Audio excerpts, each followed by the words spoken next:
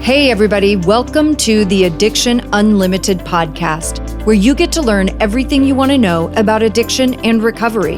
I'm your host, Angela Pugh, co-founder of Kansas City Recovery, life coach, and recovering alcoholic. To learn more about me, you can listen to episode 0 on your podcast app or find us on the web at addictionunlimited.com. Hello, my friend.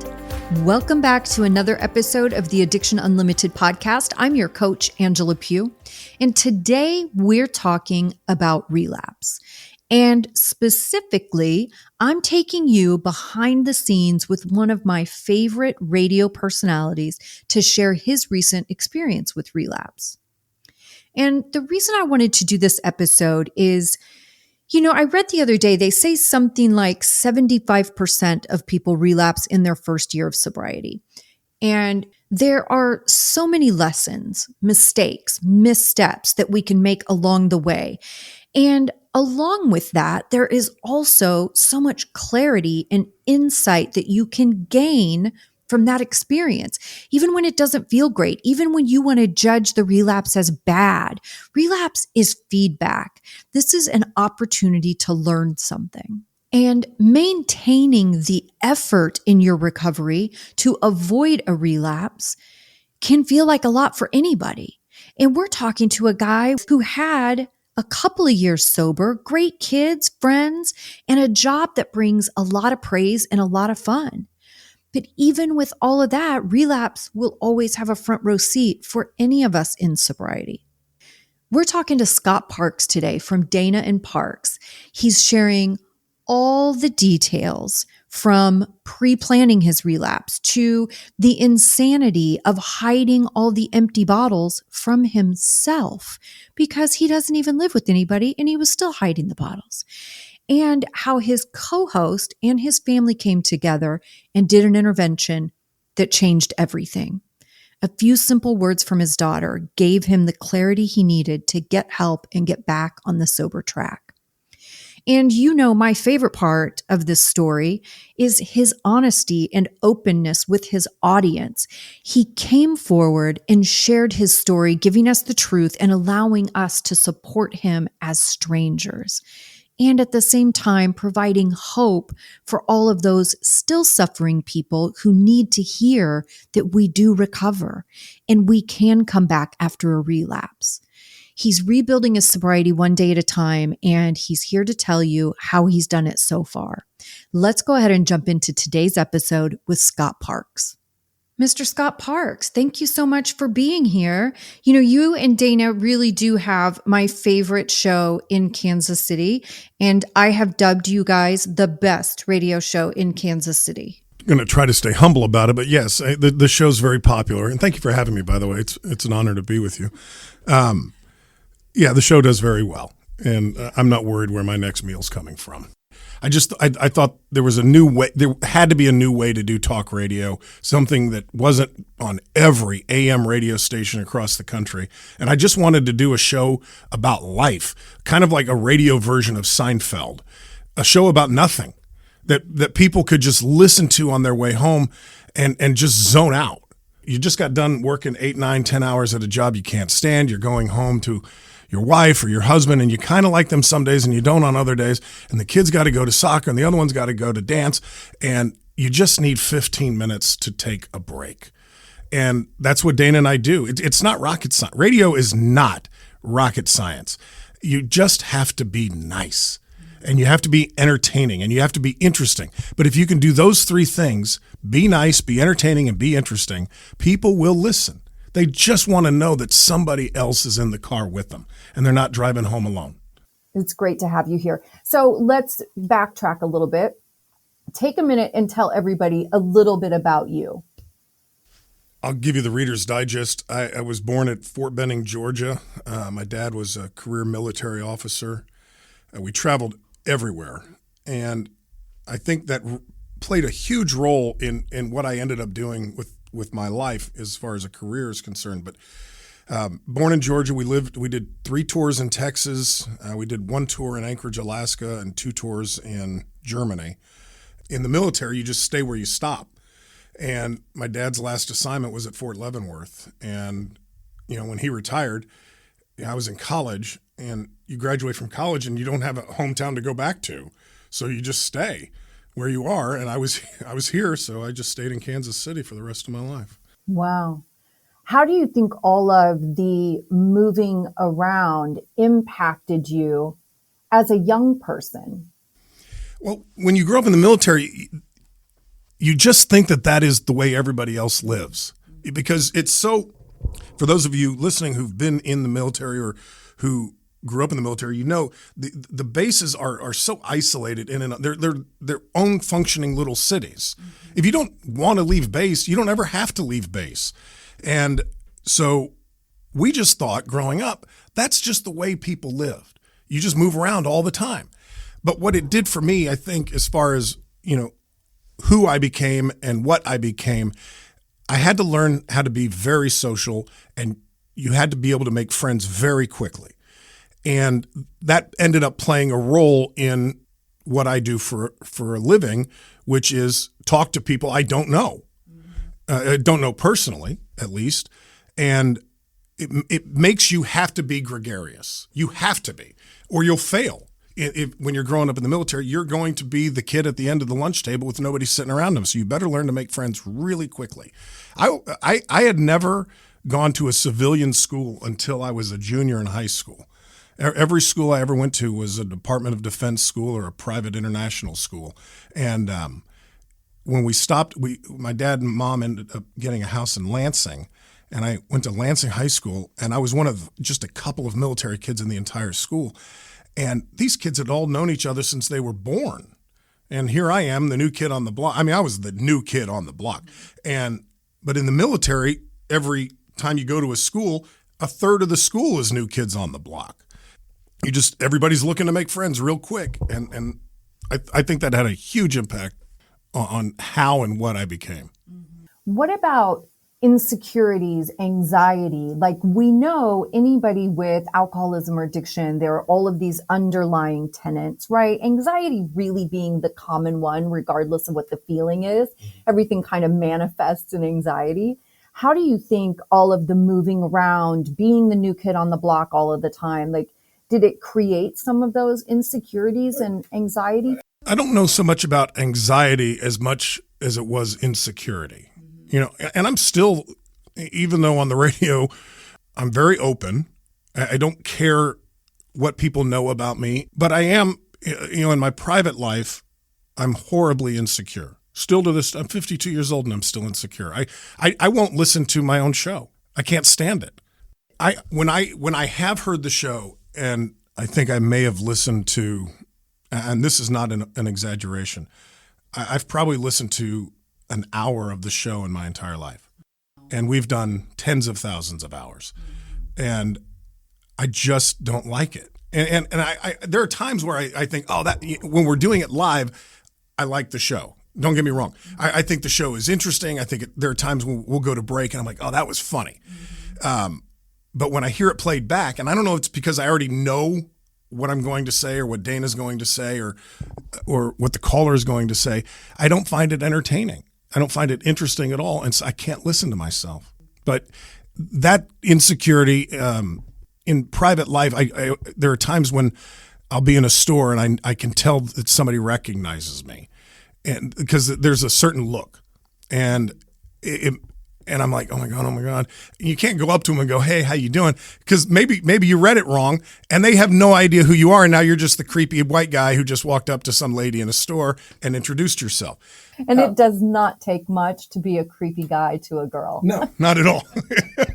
I'm sure it's very easy. No, I can relate to that as well. Even from the podcast, when I travel and stuff, I go to recovery meetings everywhere I go, right? Which is, of course, where there are going to be listeners to my podcast. Mm-hmm. And I know exactly what you're saying. Like, there's a look. There's a certain look, like you recognize, like somebody's... They'll do the double take. Do the double take. Yep. They keep glancing your way. And I'm like, okay. But doing what I do, I mean, sometimes we get into some controversial topics. There was one time, I'll never forget, I was at the grocery store and I got a look. And this guy wanted to kill me. I mean, he was mad. And I'm just like, hey, how you doing? And he wouldn't even talk to, we were right across the aisle from each other at checkout.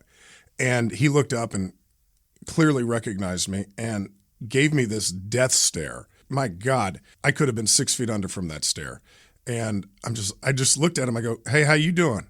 And he didn't even respond and just went back to checking out his groceries. And I'm like, this guy hates me. I'm going to wait in here for about 30 minutes before I go back out to the car. So when it comes to your drinking, how did you start drinking? Like, were you super young? Did you love it from the first time? How did it all start for you? I walked into Eichbaum's bar when I was 14 years old in downtown Heidelberg, Germany. And I was with a friend of mine who I actually just saw last couple months ago. He was a teetotaler then and a teetotaler now. But everybody in high school, in Germany, the drinking age is 16, but they don't care. And so everybody from our high school hung out at a bar called Eichbaum's. And we went down to Eichbaum's, and I went up to the bar because I had never had a beer in my life, but I wanted to be cool because everybody in there was drinking and they looked like they were having a lot of fun. So I go up to the bar, and at the time I was pretty fluent in German, and I asked for a beer, and I remember the bartender looked at me and he said, "Are you 16?" And I said, "Aber natürlich," which means of course. And he handed me a beer, and I took a sip of it, and I loved it from the first taste. I had found something I had always been looking for, and I finished that beer. I ordered a second one, and German beers are stronger, and they serve them in much bigger glasses than they do here in the States. And by the end of that second one, I was wasted, out of my mind wasted, and I loved it. I loved the feeling of being out of control. It was so exciting to be out of control. And I wasn't like a problem drinker. Well, now let me rewind the tape on that. I was a problem drinker even in high school. I didn't drink every day. I wasn't, a day drinker right out of the gate. But I've never had a social drink in my life. I've never been out and had one beer. I can't do it. And I was even like that when I was young. I would always be the first kid to pass out at a party. I was always the first. And it was a running joke when I was young, okay, here goes Scott, he'll be out by 11. And I would be, and they would party till 2, 3 in the morning, and I'd be passed out in bed by 11 o'clock. I cannot drink socially. It was always an issue for me because as my alcoholism progressed and in adulthood, if I would be invited to some sort of, business function or, friends invite you over to watch the Chiefs or something on the weekend, I had to be really careful because if I would start drinking, I would embarrass myself. I would embarrass my then wife. This was even in my 20s. I knew probably by my mid to late 20s that I had a problem. I had a big problem. And I didn't care. I just didn't care. I remember sitting in the driveway of a friend's one time. And we had been friends since high school at Lansing. And we were in our 30s at this point, and it's middle of the afternoon on a Saturday, and we're drinking in the driveway. And I turned to him, and I'll just say his name's Tom, but it's not. I said, Tom, we're alcoholics. And he looked at me and he goes, "Ain't it fun?" And I said, "Yeah, it is." And I just didn't care. I didn't care that I was becoming an alcoholic. I think so many people can relate to that too. But because I don't think in that moment, it's like I remember as young as 25 having my first conscious thought, oh, I think I have a problem. I drink differently. I drink differently, right. But I had no idea the monster it would turn into. And I had no idea how difficult it would be to stop. Right. And I think that plays a role in some of that not caring, because I feel like, especially for me, I feel like I had it in the back of my head that at some point I would just stop. Like I didn't know it was going to be a big freaking situation that was life altering. Right. I just thought, okay, one day I'll have to stop.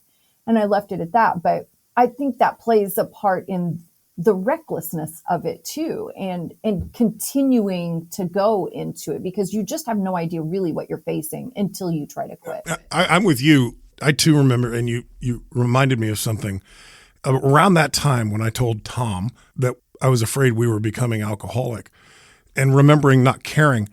I also remember thinking to myself, there will come a day when I will have to stop, because I could just tell over the years it was becoming more and more of an issue. And it dawned on me one time, I was probably in my 30s, maybe late 20s, that I was starting to plan my life, my daily activities around where would I find a drink. If we're driving to Dallas, Texas today to go visit my aunt and uncle for Thanksgiving, when can I get that first drink? If we're going to, obviously I can't drink while we're driving. We got the kids in the car and my mom's here.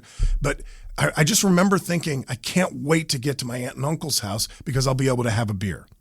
And I just thought, like you, when the day's going to come where it's going to get out of control, because I could feel it over the years just progressing.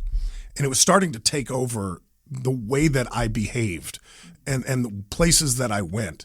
And I wouldn't go somewhere if I didn't think I could get alcohol there. And if I knew I couldn't get alcohol there, but I had to be there, I would drink before I went because I wouldn't be able to get through it. And I could just tell it getting worse and worse and worse. But like you, I remember thinking to myself, the day's going to come where it's going to get out of control and it's going to cost me something. And when that happens, I'll just stop. Well, it started costing me things. A marriage, it was starting to affect my work. And I thought, well, I'm gonna have to start slowing down. I start drinking O'Doul's. This is the worst thing I ever did. And I'm kidding. I've done a lot of bad things. When I was married, and this would have been probably like 2006 or 7, my then wife and I were talking, and we realized that I had a drinking problem. And she said, well, why don't you just stop? Every non-alcoholic spouse says, well, why don't you just stop? Well, okay, no problem. And I told her I was going to switch over because beer was my thing back then. It, like every good alcoholic, it later became vodka right out of the bottle because it takes too much time to pour it in a glass. And I remember telling her, I'll just switch to O'Doul's and I won't drink beer. I'll drink near beer. And I couldn't do it. So what I would do, this had to have cost me a fortune. I would go buy a 6-pack of O'Doul's in the morning after she had gone to work. And then I would buy a 6-pack of Bud Light. And because they're twist-off bottle caps, I would sit there like a mad scientist over the sink while she was at work and before I had to go in, and I would pour out the O'Doul's and pour in, very slowly, the Bud Light. Recap the O'Doul's, put it back in the 6-pack. And I did that with all 6 of the bottles. And then I would run down the street and throw the 6-pack of Bud Light in a trash can at a public park. When I would come home from work, I would drink a 6-pack of O'Doul's. Listen, my only experience with non-alcoholic beer is I drank it exactly like regular beer, right? So every time the waitress would come by, I'd order another one, and then I'm going to the bathroom every 20 minutes, right? It was just like drinking. And I had this realization in a moment. I was like, well, I'm starting to get irritated because I'm putting in the work of drinking the beers, but I'm not getting the effect. Mm-hmm. And it just started to kind of piss me off. And that's when I realized, and I was already sober, right? But that's when I realized that the non-alcoholic drink world is not for me. Right. It didn't make me want to go get a drink. It wasn't triggering in that way, but it definitely agitated me enough that I wasn't going to continue pushing. Non-alcoholic beer, I don't mind it. But when I was early in sobriety, this was years and years ago, I would drink it and I'm like, why am I bothering? I'm not losing control here. And that's the only reason I really like to drink. I never disliked the taste of alcohol, but it was the effect of alcohol that I was always chasing, that out of control feeling. The problem was the out of control feeling later led to my entire life being out of control. And when the train went off the tracks, my God, it was devastating, and I don't know where that day was. You couldn't give me calendars of the last 20 years and say, pick out that one day where you completely went off the track. But there is a day in there somewhere. I could probably give you a year, but there's a day in that year where my life went from, hey, you've kind of got it, you're sort of kind of still in control to you are completely out of control. Either find a way to get back on that track or you're going to lose everything. Everything. And I damn near did. I like what you said where you could pinpoint a year, right? Like I could definitely do that. I think I could pinpoint a moment of, and for women, it's usually an emotional event, right? Women will go, once we decide to go over the edge, Right. our demise happens a little more quickly. And it's typically an emotional event that nudges us that way. And mine was for sure, it was a really bad boyfriend, and which of course was all I picked. I would have never picked a healthy guy to date because I wasn't healthy. So why would I pick a healthy guy? So I was just dating a really horrible person who was very emotionally just exhausting, we'll say. And that was a moment for me where I was like, F it.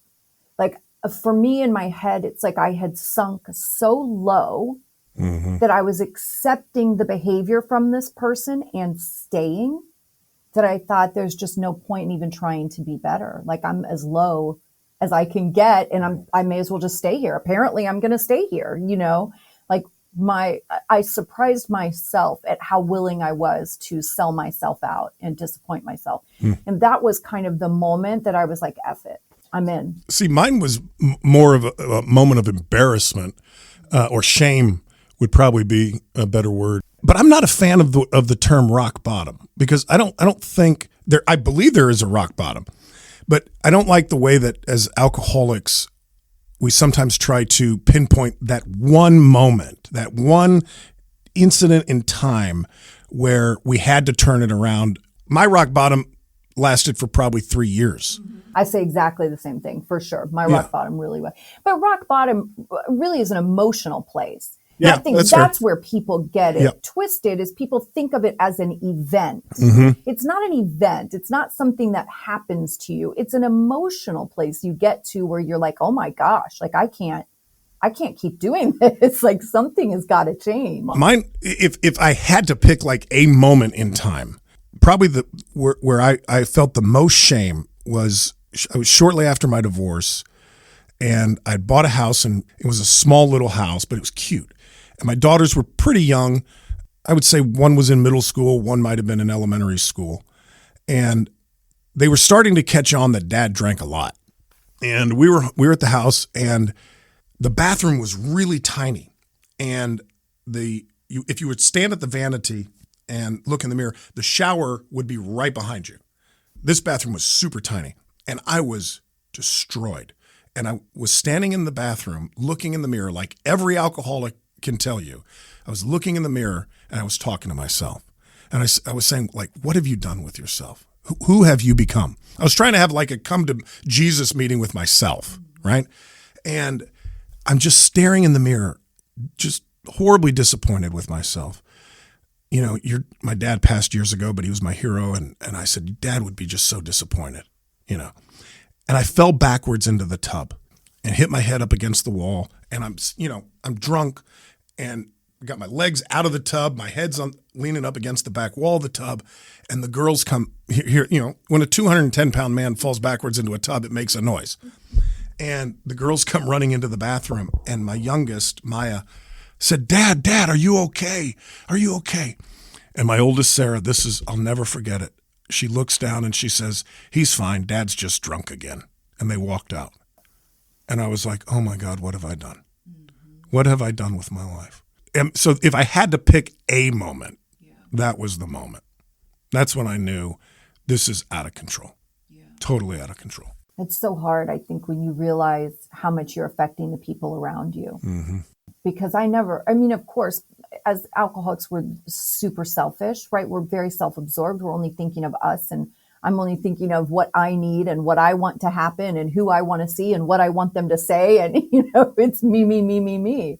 And I just never had any ability to think about how my drinking was affecting the people that loved me. And I think it actually took me a couple of years into sobriety to really understand that.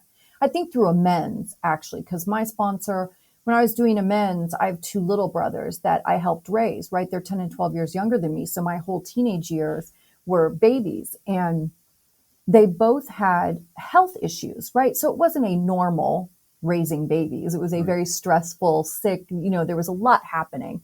And God bless them. They're just one of the best things that ever happened to me. But when it came to amends, I had said to my sponsor, like, oh, I don't think I owe any amends to my little brothers because I lived in Los Angeles. Like a lot of my debauchery, I was really far away. So nobody was affected by my insanity. They really didn't even know about it.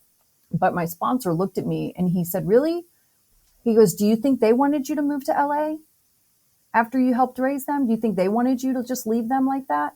And in that moment, I was like, oh, yeah, probably not. That probably was not their desire at that time. But it was just one of those little light bulb moments that I realized that everything I did, every choice I made had an impact on those people around me. Right. And I had never been able to recognize that before. When I was at my worst in active alcoholism, like many of you, I was an isolating drinker, almost like an animal that knows it's dying and it goes off into the woods by itself. And I knew I was dying. I was killing myself, slowly killing myself. And I would almost exclusively drink alone, almost exclusively. And if I drank around people, they didn't know I was drinking because I would sneak off and drink and then come back out. But I remember, and I'm not even remotely close to finishing my amends, but one of the first amends that I gave, and like you, I didn't think I owed an amends because even though I was an alcoholic, I still am, I was a good dad. I can honestly say I was a good father. And I think I still am. I hope I'm a better father now. But I coached both of my daughters in soccer. They never had another soccer coach, right? Well, other coaches, but I was always one of the coaches. Mm-hmm. But what I realized with my two daughters is I did owe them an amends. And it was the amends of not being present, because I would be at their school events drunk.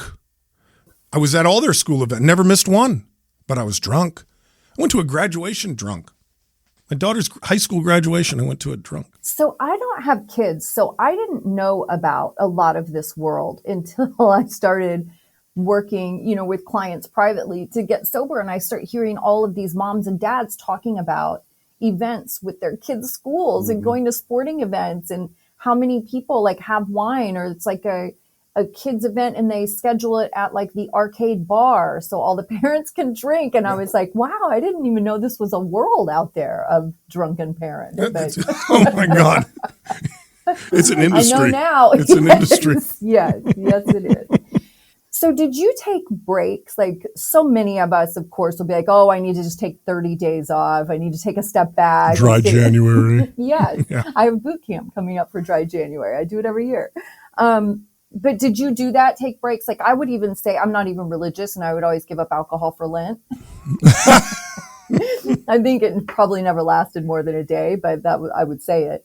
But did you have that, like multiple attempts at just taking a break, like trying to convince yourself you had some control? No. By the time I realized I needed to stop, I was full-blown alcoholic. Because like I said before, there was a time when I knew I was becoming alcoholic and I just didn't care. So I didn't walk off the cliff. I ran off the cliff, screaming. So by the time I started quitting, because I didn't succeed the first time, it was to get sober. It was to stop drinking forever. The problem was I thought I could do it myself. I'll just stop.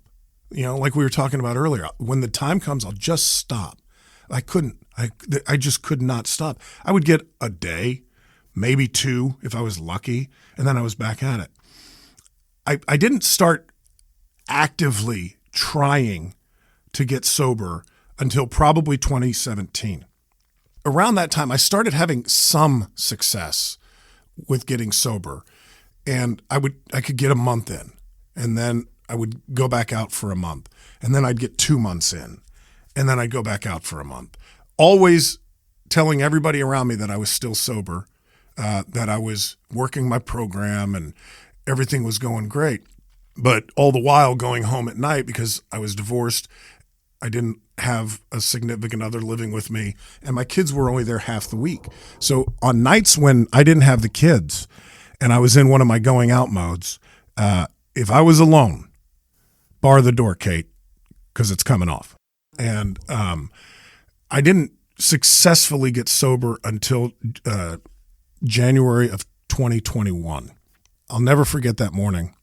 You know, of course, the night before was New Year's Eve, and it was a super snowy morning. I remember getting out of bed, and the lady that I was seeing was on the verge of walking out. My kids were concerned. My mother was worried to death. And I remember getting on my hands and knees, and I just begged God. It was over. It was over. I begged him. I said, please take this obsession from me. I can't do it anymore. It's killing me. And I don't know what happened. For the first time in my life, quitting drinking, I won't say it was easy, because it wasn't, but it was easier than it had been on previous attempts. And I was finally serious about it. I finally wanted to get sober instead of, other people around me telling me you have to get sober. Or thinking you should. Yeah, right. And there were people in my life, they're still in my life. There were some who would come aggressively at me and say, you need to get sober. You're out of control. And then there's two groups of people who are non-alcoholic, but that are in your life. And I have a couple who were aggressive about it. And then most people come at you so timid. They're like, I think you might have a problem with drinking. And I think you might want to cut back a little bit.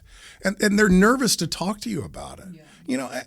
Maybe it's because I'm an alcoholic, but if I thought somebody else in my family was alcoholic, I don't know which personality I would be. I've been intervened and it worked.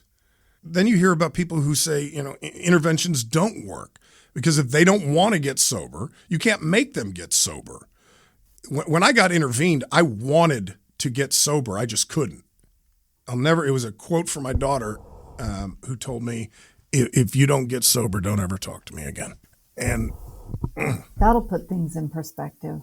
I'll never forget the quote. She said, Dad, you're my hero and my best friend, and I love you. But if you don't get sober, don't ever talk to me again. And I looked at my brother and I said, start the car.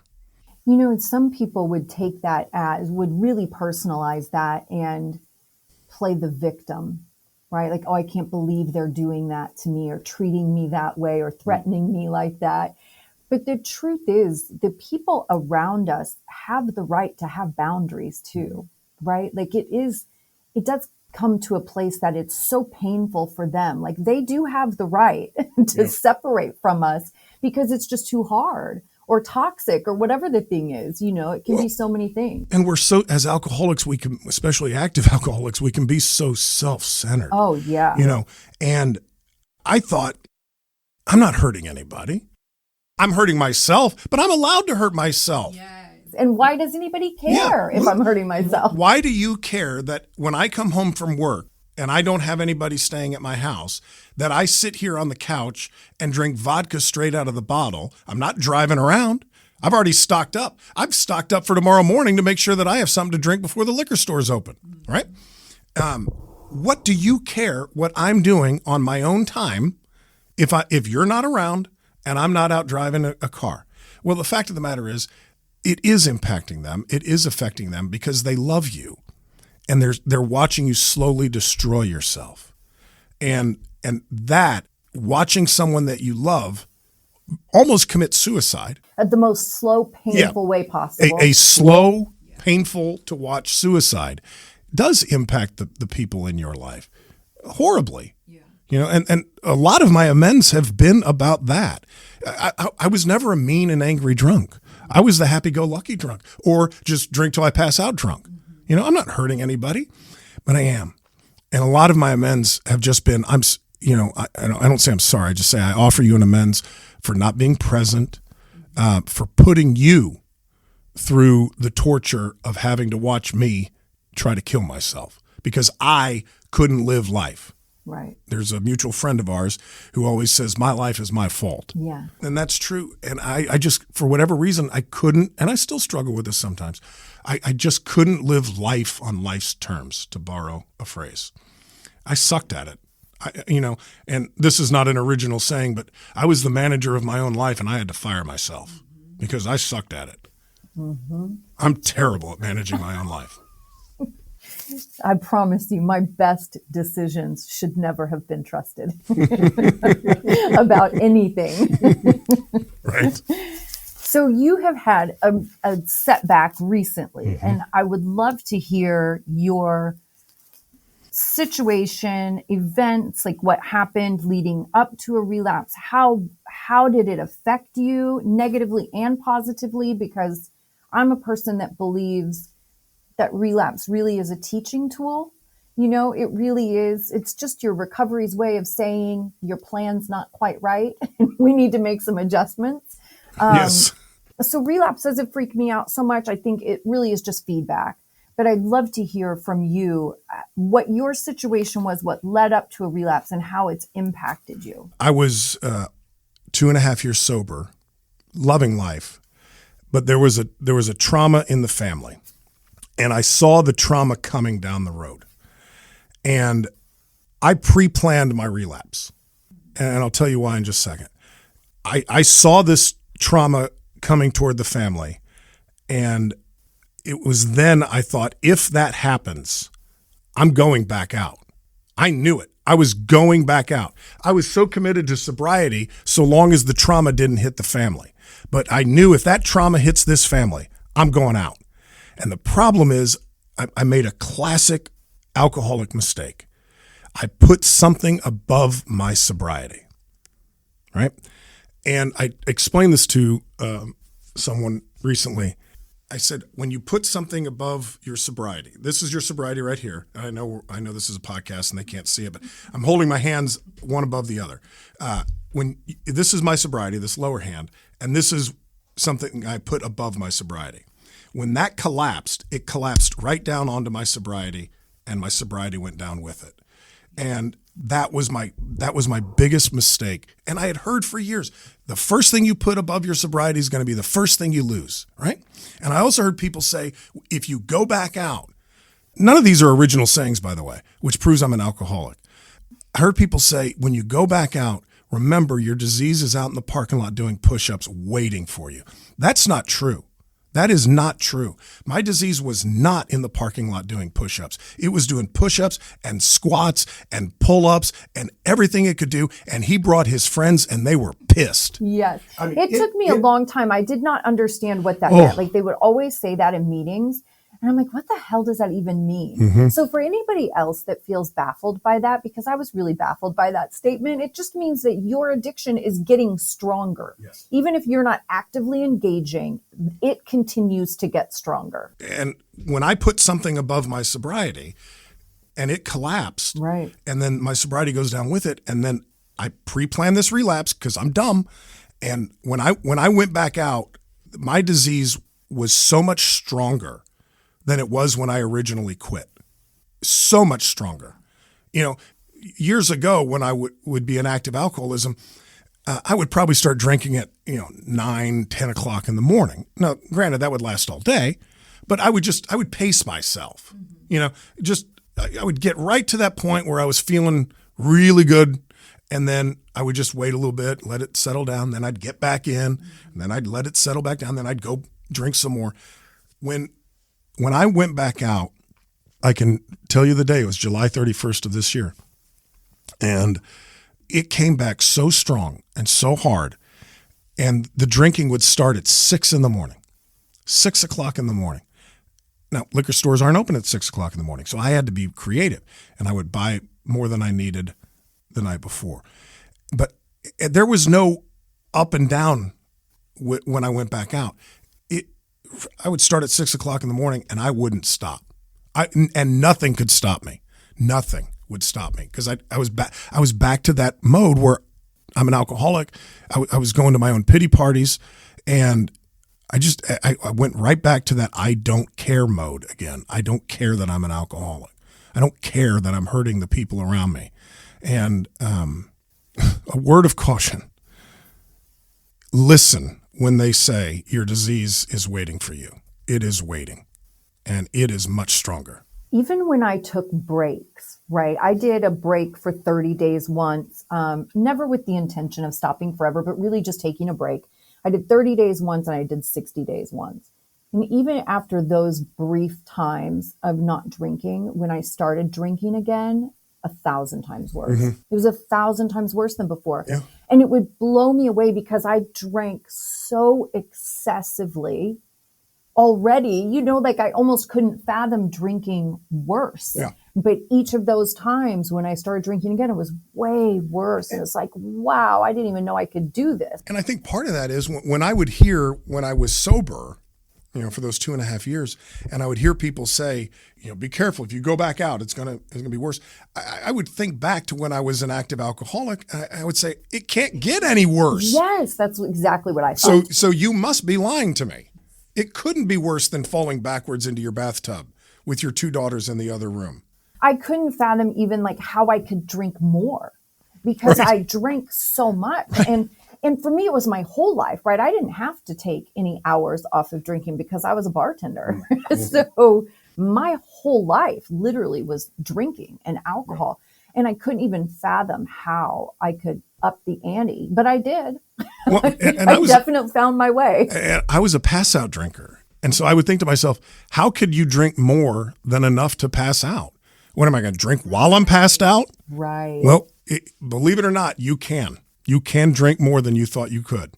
I can see my progression now. Like I started, forever, I was a beer drinker. Most of my 20s, I was really predominantly a beer drinker. I always had a love affair with tequila, but I didn't get too crazy with it. We rode motorcycles and all that kind of stuff. So I had to have some semblance of normalcy. Also, I'm a control freak. So I don't like the out of control part. I never wanted that part.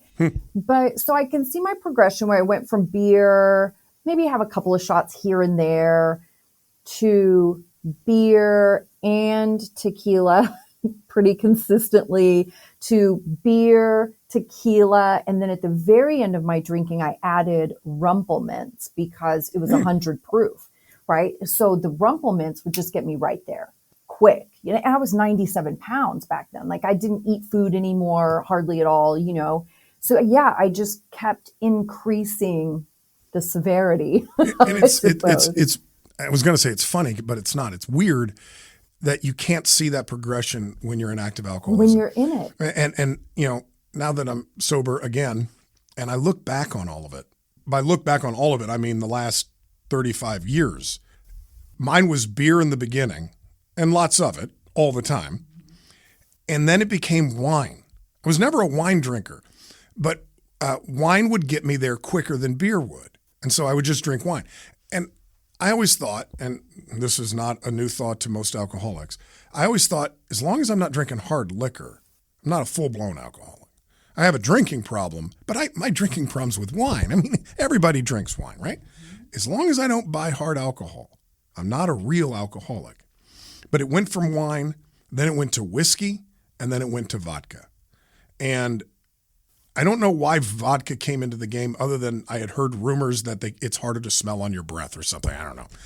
And then it was exclusively a hard alcohol. I wouldn't even drink beer because it was a waste of my time. Why am I going to drink a beer? That's not really going to do it. I love hearing all of our different outlooks and how we rationalize things and how we thought about things. For me, I always stuck with beer because I needed to always have a drink in my hand, and beer lasted the longest, right? So I could have a beer and it would last longer than anything else, because anything else it was a shot, or even if I got a tequila neat, because tequila is my greatest love.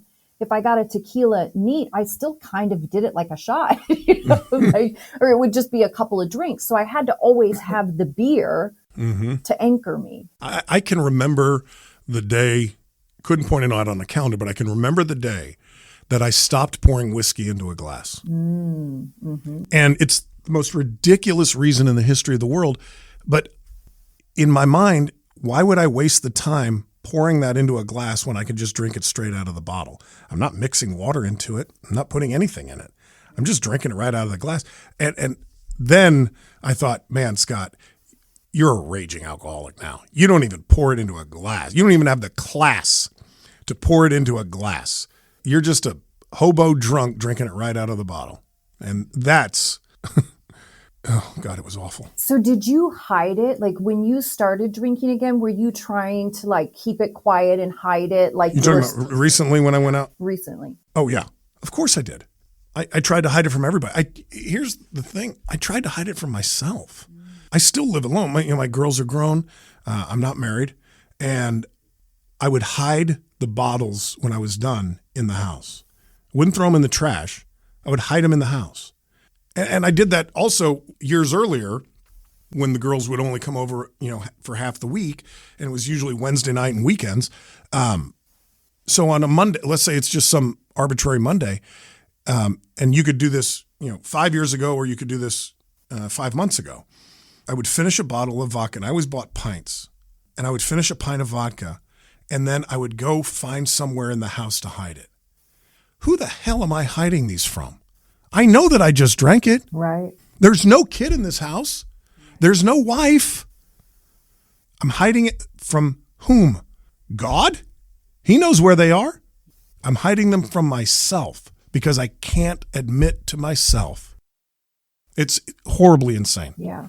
And then the day of when it was trash day, I would remember, because it was always the same kinds of places. I would hide them in sports coat jackets because I have a ton of sports coats from when I used to wear suits to work. Listen, when I do interventions and we take the person to treatment before they come home, I always go with the parent or partner and go through all the hiding spots. And people think I'm insane when I start going through suit coat pockets, but I'm like, this is one of the number one hiding spots. Yeah, that's where I would put them. And then on trash day, I would go up to the master closet and I would just pull them all out of the suit coats, throw them into a trash bag, throw it out in the trash can, and then take it out to the street. And that's so funny. We're so fearful of kind of being caught or anybody knowing, and even like you're saying, hiding it from yourself. At the end of my drinking the last couple of years, I drank Michelob Ultra, and they sell bottles in 20 packs. And I would go through a 20 pack every day, right? So if you walked in my garage, the whole perimeter of my garage was just stacked with boxes because I'd put all the empty bottles back in and just stack them up because I didn't want to take them to the dumpster every day because I didn't want anybody to see me taking an empty 20 pack to the dumpster every day. Well, they might think you're an alcoholic. Right? Again, the insanity of it. But I was okay with being an alcoholic. But I think because it was my environment, right? It was normal to be an alcoholic in my life, right? Everybody I knew was an alcoholic. But yeah, it's just fascinating. The insanity of it is fascinating. So how did it end? Like, how did it all come crashing down this time that made you get sober again? It was Sunday in late September, and I had a friend who was supposed to come over to the house to watch the Chiefs game that day, and it was a 3:25 game. And I was in my office, and I was on the computer looking up some news stories, maybe to talk about the next day. And of course, I'm drunk. It's like, I remember exactly, it was 2:00 in the afternoon. I'm sitting in the office drunk, and the office is right next to the garage. And I hear the garage door open and close. And I'm like, man, my friend's here early. The game's not for another hour and a half. And so I turn off the computer and I go out into the living room. And sitting in the living room is my mom, my brother, and my 2 daughters. And I walked out of the office. Now, I'm drunk, but I can still remember this. And they're all just sitting there, and nobody's got a smile on their face. And I walk into the living room, and I said, I knew this day was coming, and I'm so glad it's here. Oh, I love that you share that too, because people get so scared about doing an intervention on somebody they love.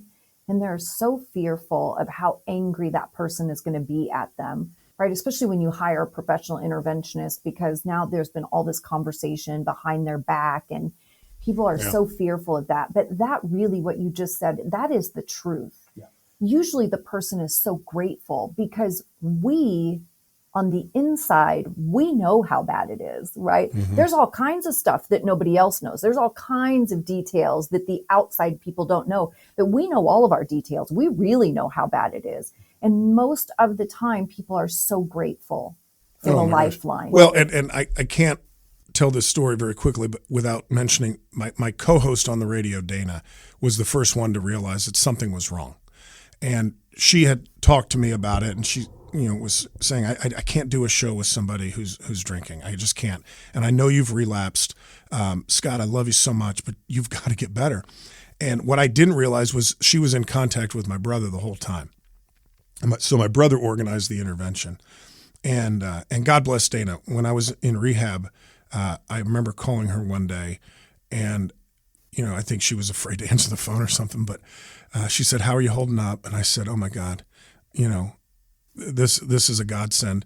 And I told her, I said, I was upset with you in the beginning for going behind my back and getting my brother involved.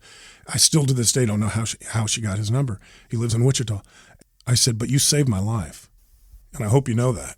You saved my life when you did what you did, because I was on the fast track to killing myself again." Yeah. And I really was. Yeah. I was going to die. And anyway, so we had the intervention, and I told you this story.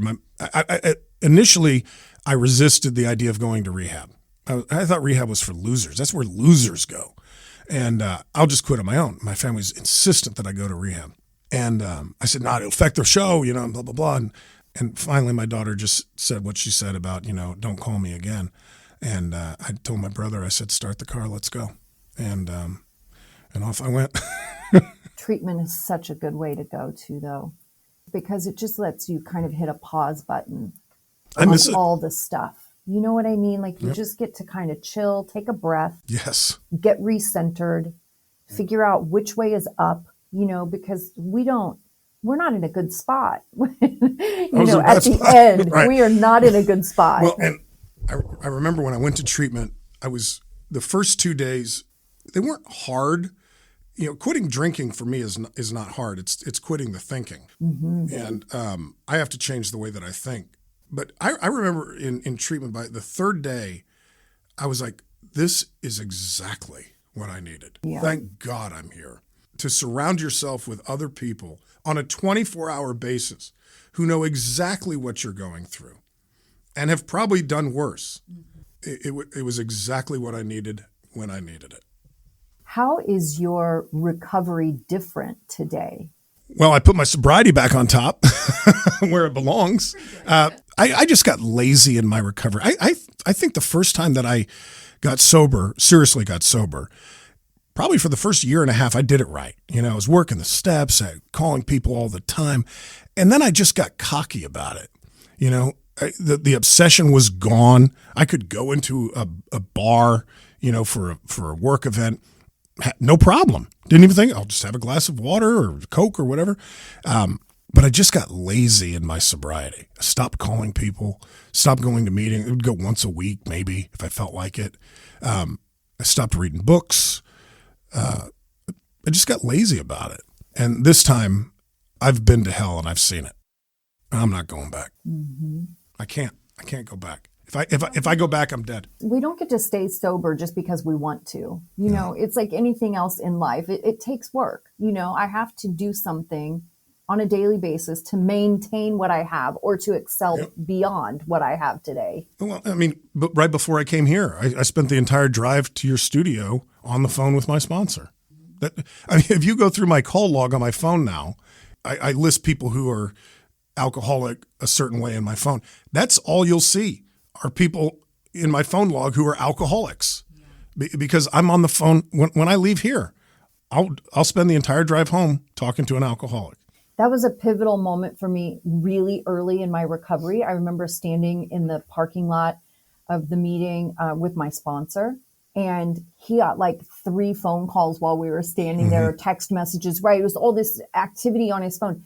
And every single conversation he had was with another recovering person, right? And with somebody from our group or whatever. And I remember thinking, and I was probably only a few months sober, and I remember thinking, that's what I want. I want my whole life to be recovery. And I had no idea what that would look like. I certainly couldn't foresee what I'm doing today, but I just knew that I wanted everything surrounding me. I wanted it to be the love and the hope and the inspiration of recovery. I just loved it so much. Yeah, and that was part of my problem, was I had stopped immersing myself around alcoholics. And God, we're the best people too. I know. We are the funniest, kindest, happiest. happiest. We are such incredible people When we're sober. when we're sober. Yeah. We're pretty good. Even when we're drunk, we're still fantastic humans. Like we always say hate the addiction, not the addict, right? We are really fantastic people.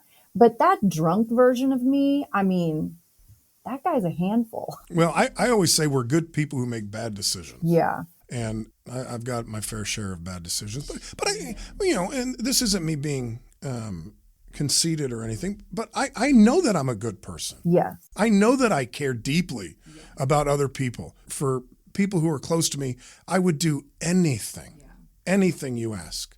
I give without expecting. But like you start pouring liquor into me. And it's not that I become an angry person. Like I said, I was never an angry drunk. I become an uncaring person. The only thing I care about is myself and where's my next drink coming from.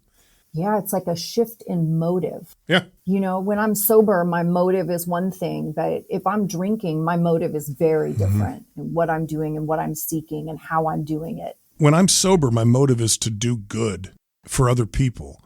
And when I'm drinking, it's not to do bad. It's just not to do good. It's to kind of go to this gray area where, I'm like many of us, I'm an isolating drinker. I will just go home and isolate. So I'm not driving around trying to kill somebody. I'm not hurting anyone physically. But what I'm also doing is I'm not doing good. I'm not helping. Right. I'm not being present in other people's lives who care about me.